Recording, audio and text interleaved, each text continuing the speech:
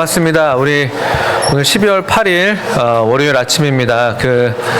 오늘 제 아침에 되게 감사하고 기분이 좋았습니다. 왜냐하면은 왜 그랬겠어요? 왜 제가 기분이 좋고 감사했을까요? 네? 예? 잘 안 들려. 제가 가는 귀가 좀 이제 안 들려요. 뭐라고요? 아, 맞아요. 우리 요란이가 잘 알고 있는데요.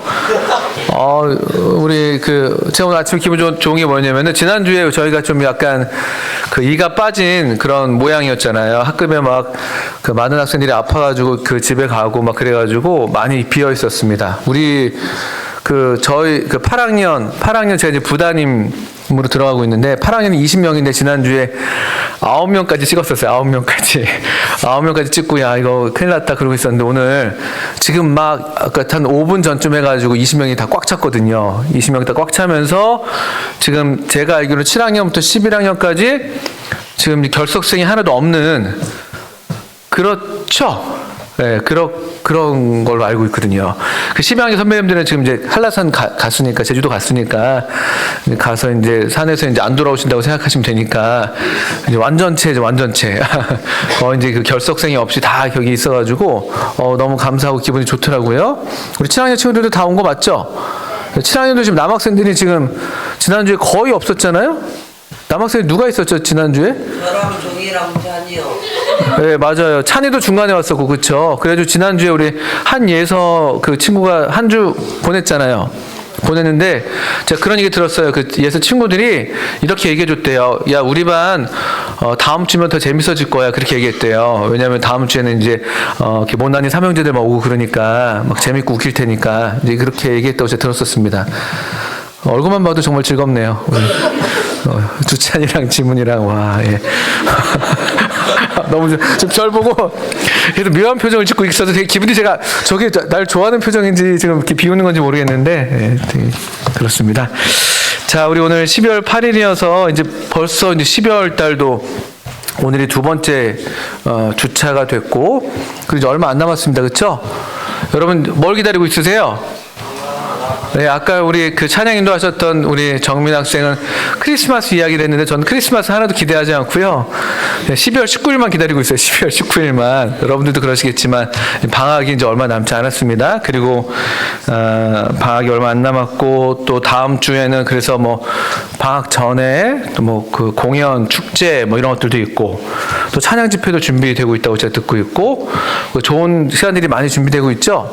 방학을 비롯해서.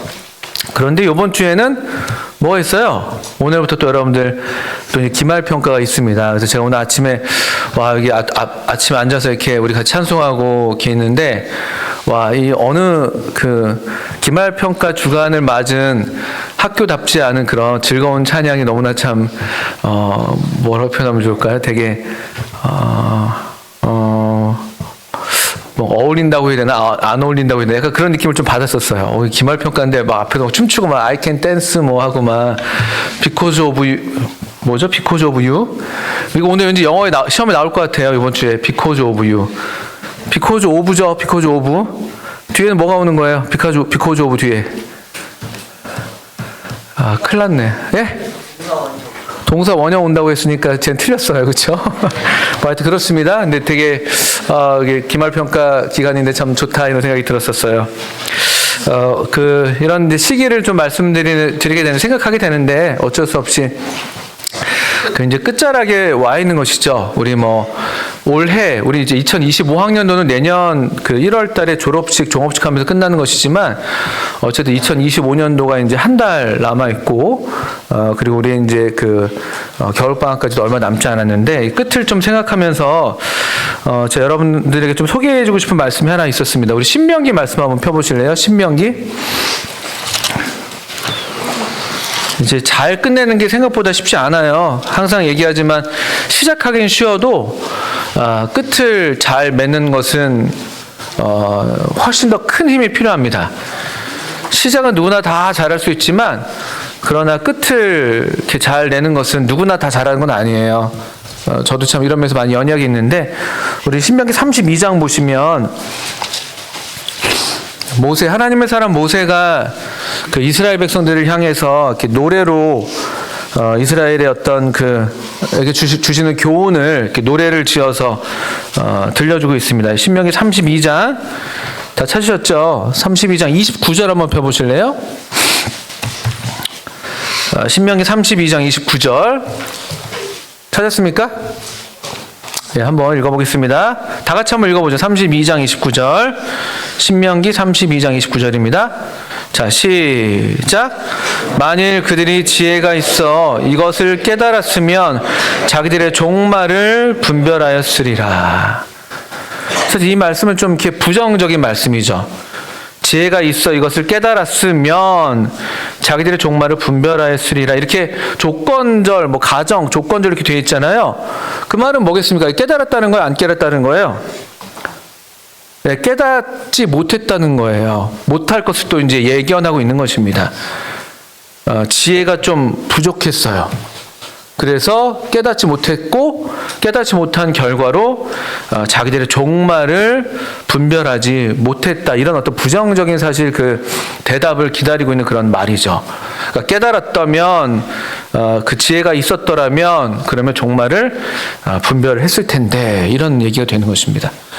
그러니까 종말, 여기 이제 우리말로는 종말, 끝을 가리키는 말이 되겠고, 또는 이제 영어 성경 같은 데 이제 미래를 뜻하는 future 이렇게 되어 있기도 해요. 근데 이제 이 지혜, 참 지혜는 이런 성격이 있다는 것을 여러분 먼저 볼 수가 있죠. 지혜는 다 많이 알고, 많이 똑똑하고, 여러 분별력이 있고 다 좋은데, 근데 정말로 중요한 지혜는 뭐냐면은 그 자기들의 종말을 생각하는 거예요. 지금 당장이 어떤 것뿐만 아니라 이것이 이렇게 됐을 때 어떻게 장래가 어떻게 될 것인가. 또 나는 내 2025년도를 또는 이 주간을 길게는 내 삶을 어떻게 내가 좀 끝낼 것인가. 이런 어떤 종말에 대해서 생각하는 것이 지혜인 것을 우리가 교훈을 받을 수가 있습니다. 그래서 또 이 전도서 같은 말씀에도 지혜 있는 사람들은 그 잔치집에 가는 것보다는 초상집에 좀 가는 것을 더 권함을 받아요. 초상집에 가면은 이런 걸 생각하게 되니까. 삶에 대해서 어떻게 내가 끝맺을 것인가. 이 종말을 생각하게 되는 지혜를 얻게 되는 게, 그래요. 그렇다고 여러분들 일부러 오늘부터 난 초상집을 찾아다녀야겠어. 이렇게 생각하지 마세요. 근데 가실 기회가 있으면 가시는 건 잘하는 것이에요. 어른들이 돌아가실 때나 이럴 때 부모님이 가자 할 땐 가시면 좋은 것이에요. 그래서 생각하게 되니까. 여기 종말을 분별하는 것을 이렇게 말씀을 하는데 여러분들 이 지혜 또 종말 이렇게 같이 이게 지금 묶여 있는데요. 성경에서 여러분들 이 말씀을 한번 염두에 두셔서 가장 지혜로운 사람이 누구였어요? 솔로몬. 저랑 찬준이가 이렇게 짜고 치는 거 아니에요? 이 시간마다. 찬준이가 좋아요. 감사합니다. 아주 훌륭합니다. 솔로몬 맞죠? 솔로몬이 가장 지혜로 유명한 사람이에요. 그렇죠? 근데 사실은 이 신명기 32장 29절에 비춰보면은 솔로몬은 사실은 지혜롭지 못했습니다. 그 이름을 우리가 거둬야 될지도 몰라. 이 말씀에 따르면. 왠지 아세요? 솔로몬이 참 지혜로웠잖아요. 근데 제가 지금 말씀드리지만 솔로몬은 어떤 진정한 의미에서 그렇게 지혜롭지 못했다고 말씀드릴 수가 있고요. 어떤 재밌는 기독교 저술가가 이런 표현했어요. 성경에서 솔로몬이야말로 가장 지혜로운 멍청이다 이렇게 얘기했습니다. 되게 심한 말이었죠. 솔로몬은 가장 지혜로운 바보 멍청이다. 이렇게 좀 혹평했어요. 솔로몬 들으시면 되게 기분 나쁘실 수 있을 텐데 왜 그랬냐면요. 솔로몬 참 지혜로웠지만 그의 뭐가 문제가 있었을까요? 그러면요. 이 문맥에서 어디에 문제가 있었을까요? 끝이에요. 끝. 그 종말에 문제가 있었습니다. 우리 그 부분을 좀 보려고 하는 거예요. 좀 부정적인 교훈이 되겠습니다만 성경에 기록되어 있기 때문에 열왕기상 11장 한번 펴보세요. 솔로몬의 종말에 대한 기록이 나와 있어요. 그러니까 이 지혜라는 것이 참 이게 쉬운 것 같으면서 어려운 것인데, 이렇게 지혜로웠던 솔로몬도 그 종말이 이렇게 지혜롭지 못하게 끝났었는데, 열왕기상 11장 보시면 솔로몬의 종말을 볼 수가 있습니다. 또 우리가 이런 말씀을 찾는 이유는 이렇게 성경을 교훈 삼아서 우리는 이렇게 되지 않기 위해서, 저와 여러분이 우리 2025년도 지금 얼마 남지 않았는데 이렇게 되지 않기를 바라는 마음에서 이런 말씀을 좀 찾게 됩니다. 열왕기상 11장 1절부터 좀 볼게요. 찾았습니까? 531쪽이죠, 구약성경. 예, 열왕기상 11장. 예, 왕들의 이야기죠. 11장 1절부터 읽겠습니다. 자, 찾으신 줄 알고 제가 한번 천천히 읽어 나갈게요. 솔로몬 왕이 바로의 딸 외에 이방의 많은 여인을 사랑하였으니 곧 모압과 암몬과 에돔과 시돈과 헷 여인이라. 여호와께서 일찍이 이 여러 백성에 대하여 이스라엘 자손에게 말씀하시기를 너희는 그들과 서로 통혼하지 말며 그들도 너희와 서로 통혼하게 하지 말라. 그들이 반드시 너희의 마음을 돌려 그들의 신들을 따르게 하리라 하셨으나 솔로몬이 그들을 사랑하였더라. 솔로몬이 이사하게 되어 있죠. 하나님 말씀에는요, 뭐라고 명령이 되어 있었어요? 이 이방 여인들 어떻게 하라고요? 결혼하라고요? 결혼하지 말라고요? 이방 여인들과 결혼하면 안 된다고 분명히 말씀하셨어요. 왜냐하면 결혼하게 되면은 너희 마음이 이렇게 돌아서가지고 그들의 신을 따르게 될 거니까 아주 엄중하게 경고하셨는데, 우리 2절 읽었는데 2절 끝에 어떻게 됐습니까? 솔로몬이 어떻게 했대요? 그들을 사랑하였더라 이렇게 되어 있어요. 이게 문제가 되는 것이죠. 좀 더 읽어볼까요? 솔로몬이 문제가 많았습니다. 이 지점에서. 왕은 3절 이후에 읽어볼게요. 왕 솔로몬이에요. 후궁이 700명이요 첩이 300명이라. 이거 참 어떻게 이야기해? 이거 거의 뭐 오늘날 보면은 이단 사이비 교주에게서나 보일 수 있는 그런 모습이잖아요. 첩을 300명, 후궁은 700명, 1000명의 여인을 두고. 이거 모르겠어요. 그렇죠? 근데 3절 보세요. 그의 여인들이 왕의 마음을 돌아서게 하였더라. 그 4절에 더 그 치명적으로 그리고 더 적나라하게 그의 종말에 대한 말씀이 이렇게 기록되어 있습니다. 4절 볼게요. 솔로몬의 나이가 많을 때가 뭐예요? 그 종말이잖아요. 종말. 끝이에요. 끝. 나이가 많을 때 그의 여인들이 그의 마음을 돌려 다른 신들을 따르게 하였으므로 왕의 마음이 그의 아버지 다윗의 마음과 같지 아니하여 그의 하나님 여호와 앞에 온전하지 못하였으니. 참 비참한 평가를 받았습니다. 아버지 다윗과 마음이 같지가 않았대요. 그리고 그걸 구체적으로 어떻게 했냐면 하나님 앞에서 온전하지 못했다. 온전하다는 건 뭐냐면요, 마음이 하나로 이렇게 하나라는 거예요. 하나. 나뉘어 있지 않다는 게 온전하다는 뜻이에요. 근데 솔로몬은요, 마음이 나뉘어 있었어요. 솔로몬이 하나님을 안 섬긴 건 아니었어요. 솔로몬은 앞에서 보시면요, 성전을 만들었죠. 성전에서 엄청 그 큰 예배를 드리고 하나님께 뭐 1,000번제 막 드리고 하나님을 아주 잘 섬긴 것처럼 보여요. 실제로 잘 섬겼어요. 그런데 사실은 하나님 보실 때에는 마음이 온전하지 않았대. 마음이 하나가 아닌 거예요. 마음이 하나가 아닌 게 항상 그 불행의 이유예요. 보통 마음과 몸이 일치되어 있을 때 우리가 행복하다고 얘기한대요. 내 몸이 여기 있고 내 마음도 여기에 있어. 또 내 마음도 그래서 여기서 나뉘어 있지 않아. 그럼 사람은 가장 행복해요. 보통 행복한 상태죠, 그게. 근데 언제 우리가 좀 불행하고 나는 좀 뭐 이렇게 행복하지 않아 이렇게 느끼냐면요, 몸은 여기 있는데 마음이 여기 없을 때. 지금 아니죠, 여러분들? 지금 여러분 그러시면 안 되는 거죠? 그럴 때부터 불행합니다. 또는 몸과 마음이 여기 와 있다 할지라도 마음이 여기 전부 다 와 있지 않아.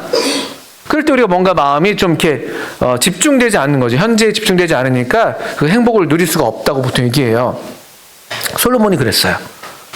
솔로몬은 그래서 어쩌면 아무리 그가 많은 걸 가졌었어도, 많은 뭐 똑똑하고 지혜가 있었어도 전도서 같은 말씀 보면은 다 헛되다 이렇게 얘기했을지도 몰라요. 마음이 하나님 앞에서 온전하지 않았어요. 하나님도 섬기는 것처럼 하고 또 내 마음에 이 여자들, 솔로몬한테 가장 큰 약점이 이거였던 거죠. 여자들을 사랑하느라고 결국 근데 그게 마음이 하나님 앞에 온전하지 못하고 마음이 돌아섰다 이렇게 돼 있어요. 그리고 더 11장 9절 보시면 와, 이런 말씀이 있어요. 무서운 말씀이 결국 이렇게 돼 있습니다. 하나님이 그것에 대해서 그냥 그럴 수도 있지 뭐 절반쯤이라도 나한테 줬으니까 너 잘했다. 그 정도면 뭐 괜찮아. 너 평생에 그래도 그 정도 했으면 훌륭해. 그렇게 말씀하지 않으세요. 11장 9절 보시면 솔로몬이 마음을 돌려 이스라엘의 하나님 여호와를 어떻게 했대요?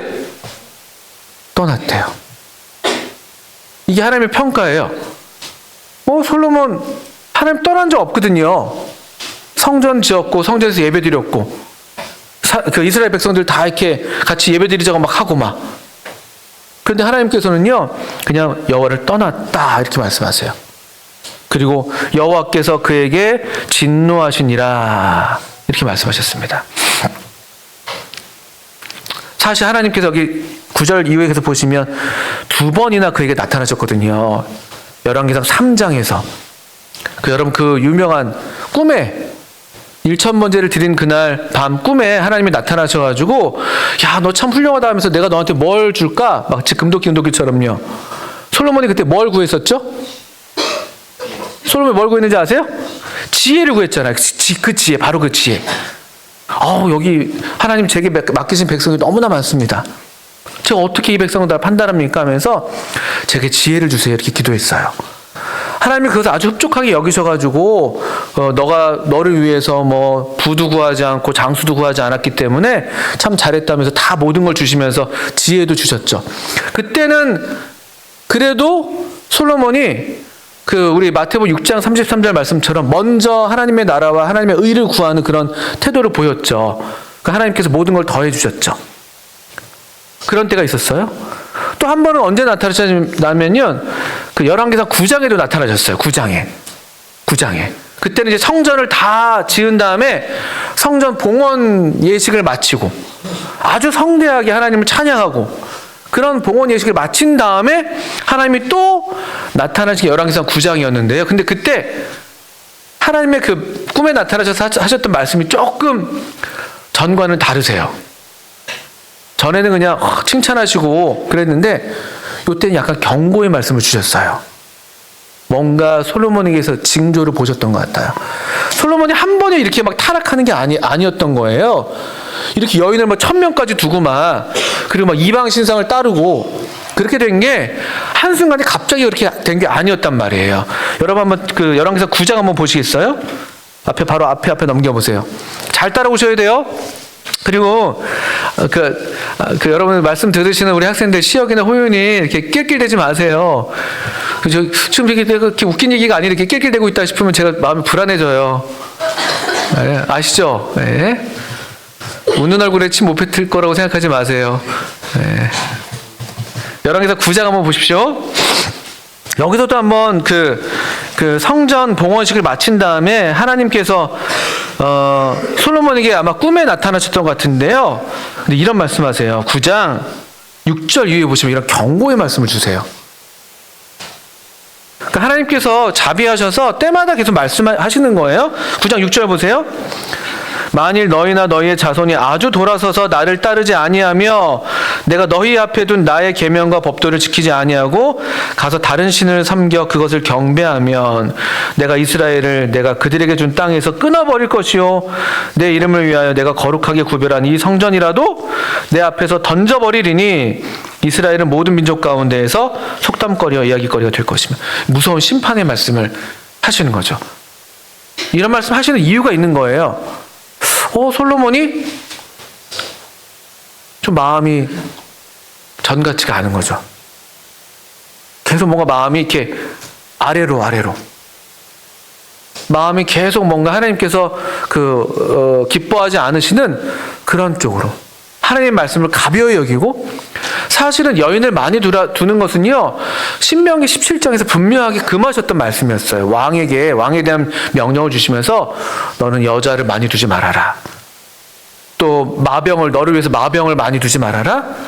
또 애굽에 가서 말을 사오지 말아라. 뭐 이런 식의 왕에 대한 규례가 사실 이미 신명기 17장에 있었거든요.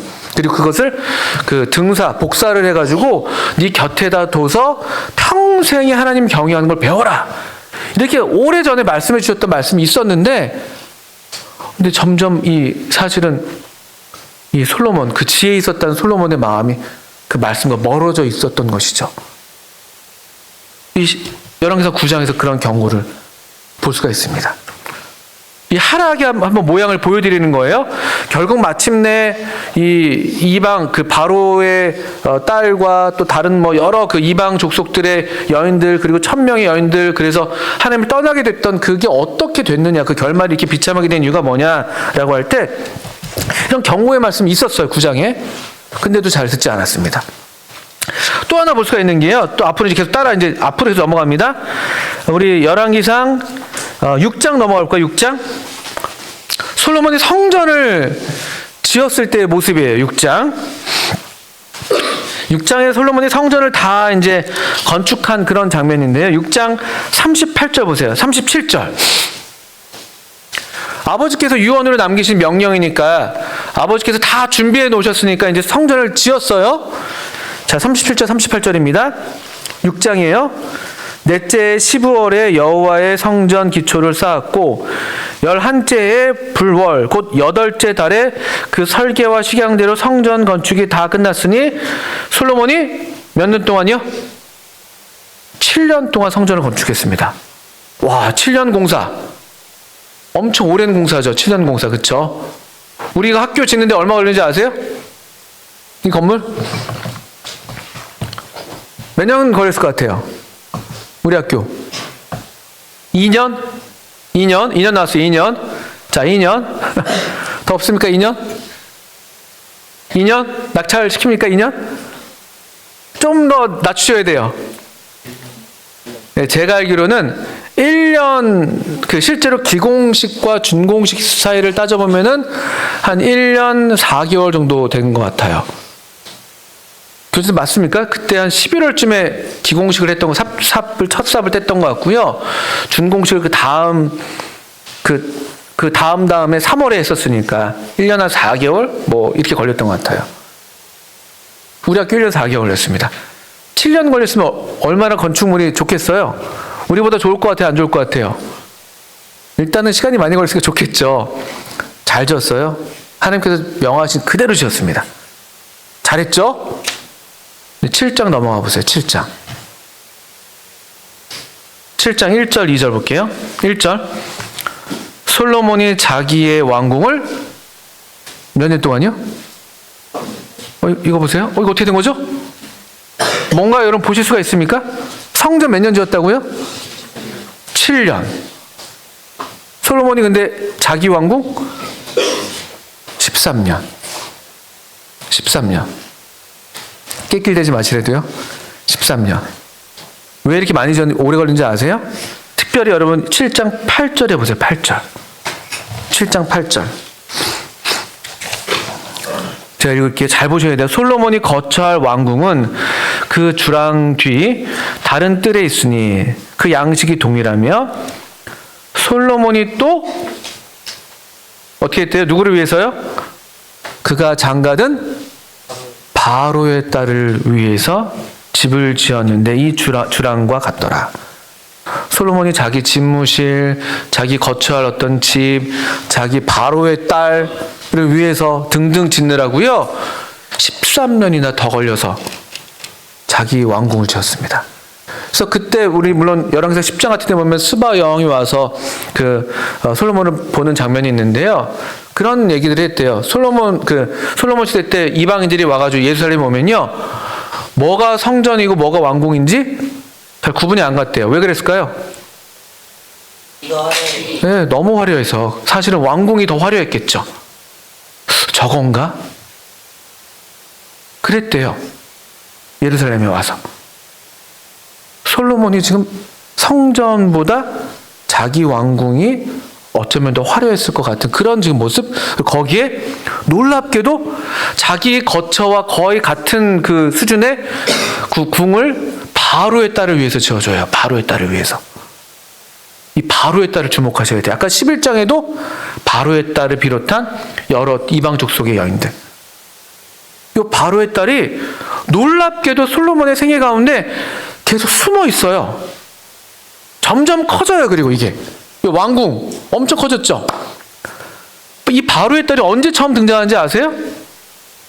그럼 보세요. 이제 열왕기상 3장으로 돌아오세요. 3장. 열왕기상 3장 보십시오. 이게 솔로몬이 이제 그 처음 초기 통치 때 이야기잖아요. 기브온이라는 곳에서 그 1천 번제를 드렸어요. 1천 번제는 그 제물을 아마 1천 마리 가져와서 드리는 것이죠. 1천 회를 드린 게 아니라 1천 개를 드렸다, 1천 마리를 드렸다고 보시는 게 더 좋을 거예요. 1천 번제를 드렸습니다. 아주 잘한 거죠. 하나님께서 나타나셔서 꿈에 나타나서 지혜를 주시는 바로 그 장면이잖아요. 3장 1절 보세요. 근데 3장 1절 어떻게 됐습니까? 솔로몬이 애굽의 왕 바로와 더불어 혼인관계를 맺어 그의 딸을 맞이하고 정략결혼을 한 거예요. 정략결혼. 초기에. 이게 처음 시작이에요. 바로의 딸이 등장한 처음 시작이 여기 있습니다. 이때 바로의 딸은 솔로몬이 생각할 때는 아무것도 아니었을 거예요. 이건 그냥 정치적으로 하는 거야. 이 여자는 그냥 내가 뭐 이렇게 그렇게 뭐 신경 쓰는 여자도 아니고 그냥 바로랑 여기 보면 사실 보면 바로와 더불어 혼인관계를 맺었다고 되어 있잖아요. 바로랑 정치적인 그 당시 애굽이 가장 큰 제국 중에 하나였으니까 처음엔 그렇게 시작한 거예요. 처음에는 그 지혜를 또 얻었던 솔로몬. 예. 그러니까 아마도 또 하나님께서 그 솔로몬에게 은혜를 베푸시니까 솔로몬에게 은혜를 베푸셨어요. 하나님이. 그 바로의 딸과 결혼하는 것에 대해서 이때는 책망하지 않으셨어요. 하나님 자비하시니까 그의 체질을 아셔서 가장 그 선하게 그에게 가장 합당하게 아마 그 대우하셨겠죠? 처음엔 이렇게 해도 얘가 알아들을 수 있겠지. 내가 오히려 자비를 베풀고 선대해 주면은 오히려 내가 지혜를 주니까 그의 자기의 지혜를 의지하지 않고 또 이방 그 제국을 의지하지 않고 나를 의지하고 계속 잘할 수 있겠지 이런 기대가 있으셨는지 모르겠죠. 잘해 주셨어요. 아주 선대해 주셨어요. 지혜를 주셨어요. 솔로몬이 승승장구했어요. 그 사이에 계속 그러면 3장 이후로 하나님의 은혜 가운데 있었는데 솔로몬이 그 어간에 하나님의 은혜를 누리면서 하나님의 말씀을 가볍게 여긴 거예요. 처음 이렇게 시작했던 바로의 딸이 아까 7장 가니까 바로의 딸을 위해서 궁을 크게 지어줘요. 그 결국 11장 가니까 바로의 딸과 다른 여인들이 그를 꿰가지고 솔로몬이 하나님을 떠나버려요. 이게 지혜. 이게 지혜자의 종말의 모습, 종말이에요, 종말. 그 종말을 분별하지 못했어요. 우리 처음 시작할 때 신명기 32장 29절 말씀 읽었잖아요. 참 지혜는 종말을 분별하는 거예요. 어떻게 이게 끝날 것인가. 그 거꾸로 보면 지혜가 없는 사람들은 그 끝을 생각하지 않아요. 그 지혜 없는 사람들이 가장 많이 하는 말이 뭐냐면요. 저도 그런 습성이 있는데요. 일단 한번 하지 뭐 일단. 이게 지혜 없는 사람의 말의 습관이에요. 말 습관. 나중을 생각하지 않아요. 일단 지금 당장. 일단 뭐 하니까. 일단 배고프니까. 일단 뭐 좀 이렇게 땡기니까. 그 뒤를 생각하지 않죠. 이거 어쩌면 저와 여러분의 모습이죠.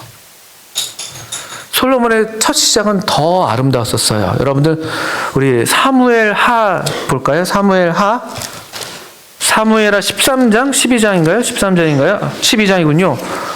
솔로몬이 출생했을 때는요 더 아름다웠었습니다. 사무엘하 12장 보시면 12장 24절에 다윗이 그 아버지 다윗이 하나님께 징계를 받은 다음에 그런 다음에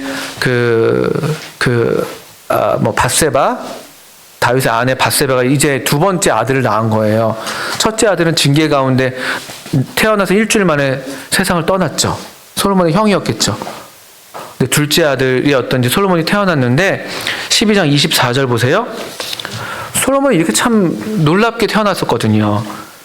다윗이 그의 아내 밧세바를 위로하고 그에게 들어가 그와 동침하였더니 그가 아들을 낳음에 그의 이름을 솔로몬이라 하니라. 여호와께서 그를 사랑하사 선지자 나단을 보내 그의 이름을 여디디아라 하시니 이는 여호와께서 사랑하셨기 때문이더라. 이렇게 태어났어요. 아주 특별한 사랑 가운데 솔로몬이 태어났습니다. 그래서 하나님은 솔로몬에게 하나님이 이름을 따로 지어주셨었어요. 여디디아. 하나님의 사랑받는 자. 솔로몬은 평생에 하나님의 사랑을 받았어요. 실제로. 태어날 때부터.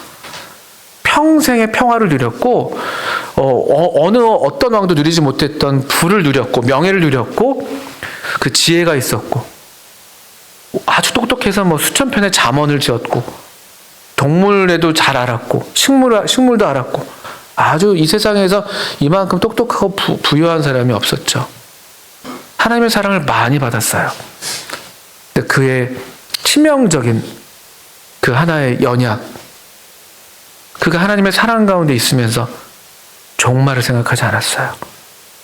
하나님이 주신 지혜가 마땅히 그의 종말을 더 생각하게 해서 더 겸비하고 겸손해서 더 영광스러운 그런 이름으로 남았어야 됐을 텐데 그가 그 지혜 가운데 글쎄요 좀 자만했는지 하나님을 좀 가볍게 여겼는지 말씀을 좀 가볍게 여겼는지 그래서 분명한 하나님 말씀에 불순종하는 길들을 그가 택하는 그런 모습들을 계속 보게 돼요.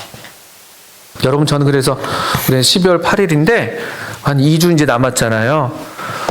우리 가운데 어떤 이런 하나님의 우리가 사랑을 계속 입어왔는데 그런 중에 나도 모르는 사이에 내가 드렸던 바로의 딸 같은 것들이 있다면 우리 이제 빨리 요 남은 요 며칠이라도 종말을 생각하셔서 빨리 떨쳐내셔야 돼요.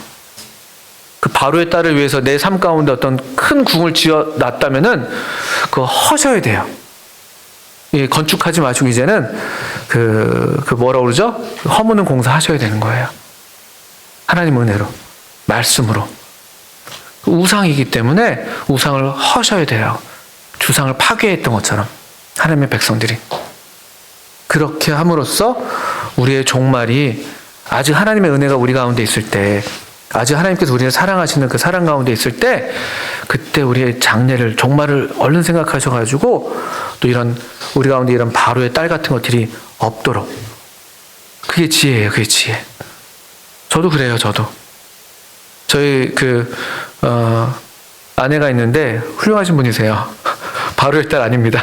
아주 훌륭하신 분인데 저한테 그런 얘기해요. 여보 저희가 산책하면서 얘기하는데 우리의 종말을 이렇게 떠올리게 하는 그런 말들을 덜어 해요. 저한테 이렇게 많이 도전이 돼요. 어떻게 우리의 삶이 기록될 것인가? 여러분의 어떤 2025년도가 어떻게 기억될 것인가? 나에게. 또 아무도 알지 못한다 할지라도 내가 나를 알잖아요. 또 하나님에게. 또는 나를 아는 어떤 사람들에게 나는 어떤 또 사람으로 기억될 것인가? 시작은 다 잘할 수 있지만 끝까지 잘하는 것에 정말 하나님의 은혜가 필요하고 하나님의 지혜가 필요해요. 저와 여러분들에게 그런 거룩한 지혜가 있게 되기를 바랍니다.